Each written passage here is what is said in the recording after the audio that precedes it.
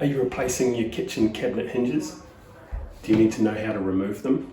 Or if you removed them and you can't get them back on, like poor Lisa, she spent 3 days trying to get her hinges back on. Well, it's easy enough if you know how. G'day, Kent here. There's a couple of different ways really. Most modern style hinges will have a little lever or tab or button at the back of the hinge here, and when pressed it releases the hinge part from the mounting plate part.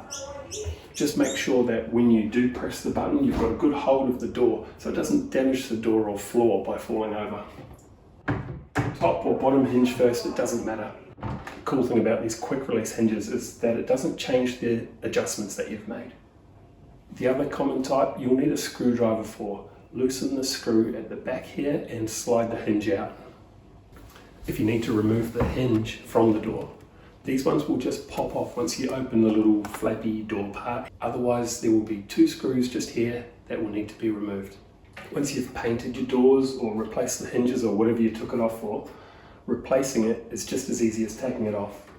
Look for these little pins in the hinges and the little hooks on the base plate or the hinge mounting plate.